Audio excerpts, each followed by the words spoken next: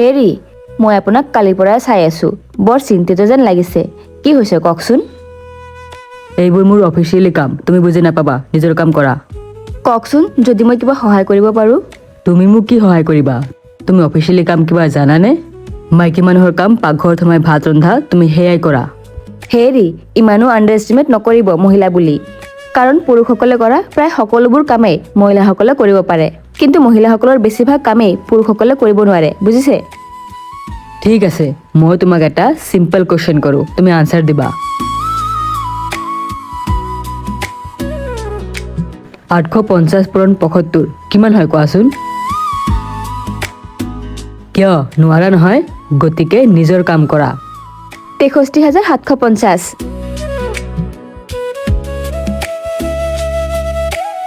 তুমি ইমান টান পূৰণ এটা কেলকুলেটাৰ নোহোৱাকৈ কিদৰে কৰিলা? আমাৰ বিয়াৰ 5 মাহ হৈ গ'ল, কিন্তু আজিলৈকে আপুনি মোৰ বিষয়ে জানিবলৈ একো চেষ্টাই নকৰিলে। কাৰণ আপুনি সময়ে নাপায় অফিচৰ কামৰ কাৰণে। মই মেথামেটিক্সত অনাৰ্ছ লৈ BSc পাছ কৰিছোঁ। তুমি যদি ইমান পঢ়া শুনা কৰিছা, তেন্তে চাকৰি কিয় নকৰা? চাকৰি কৰাৰ ইচ্ছা বহুত আছিলে, কিন্তু BSc পাছ কৰাৰ লগে লগে দেউতাই বিয়া দি দিলে। আৰু এতিয়া আপোনাক ক'বলৈ মোৰ সাহস হোৱা নাই। ধেত পাগলী, মোক বাৰু ভয় কৰিবলগীয়া কি আছে? তুমি ইমান পঢ়া শুনা কৰিছা, ইমান স্মাৰ্ট হয়, তেন্তে তুমি চাকৰি নিশ্চয় কৰিবা। মই তোমাক সহায় কৰিম।